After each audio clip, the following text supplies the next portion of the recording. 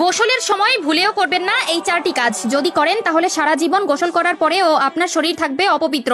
আপনার করা নামাজ, রোজা, তাসবিহ, তাহলিল, এমনকি আল্লাহর দরবারে করা কোনো ধরনের দোয়াই কবুল হবে না। বিশেষ করে যখন আপনার উপর গোসলটি ফরজ হবে, তখন তো কোনোভাবেই এই কাজগুলো করা যাবে না। কেননা গোসল যদি পবিত্রভাবে না হয়, তবে একটানা 70 বছর আপনি নামাজ পড়লেও সেই নামাজের মধ্যে এক ওয়াক্ত নামাজের ফজিলত আপনি পাবেন না, এমনকি আল্লাহর দরবারেও তা কবুল হবে না। বিশ্বনবী সাল্লাল্লাহু আলাইহি ওয়াসাল্লাম বলে গেছেন, গোসলের সময় মারাত্মক কিছু ভুল করার কারণে ব্যক্তির করা আজীবনের নামাজ আল্লাহর দরবারে কবুল হয় না। তবে ভুলগুলো মারাত্মক হলেও দেখতে দেখায় সামান্য, তাই নিজেকে একজন মুসলিম মনে করলে এই ভুলগুলো কখনোই করবেন না। কেননা গোসল আমাদের পবিত্রতার একটি অংশ এবং ইসলাম ধর্মের যে কোনো কাজ করতে হলে পবিত্রতা আবশ্যক। কি সেই চারটি ভুল জানতে হলে না টেনে দেখতে থাকুন সম্পূর্ণ ভিডিওটি এবং ভিডিওটি ছড়িয়ে দিন আপনার সকল মুসলিম ভাই ও বোনদের মধ্যে, যাতে করে তারাও এই ভুলগুলো থেকে নিজেকে শুধরে নিতে পারে, যাতে তারাও জীবনের গুনাহ থেকে বাঁচতে পারে। প্রিয় দর্শক, আপনাদের কাছে একটি প্রশ্ন, আপনি কি গোসল করার দোয়া জানেন? যদি জেনে থাকেন অবশ্যই কমেন্টে একবার আলহামদুলিল্লাহ লিখে যাবেন, আর যদি না জেনে থাকেন তাহলে কমেন্ট করে জানান,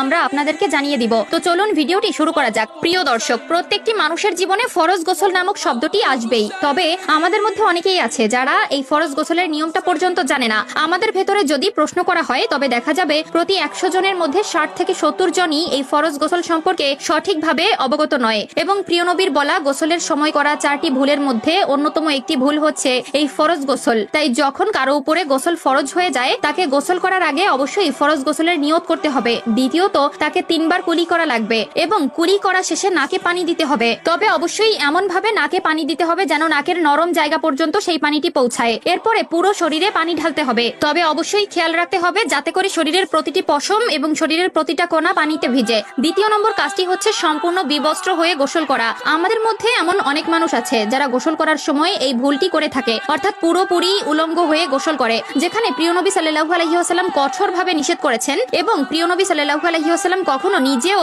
সম্পূর্ণ উলঙ্গ হয়ে গোসল করতেন না। প্রিয় নবী বলেছেন, সকল প্রকার অপবিত্র স্থানে শয়তান এবং জিনেরা বসবাস করে।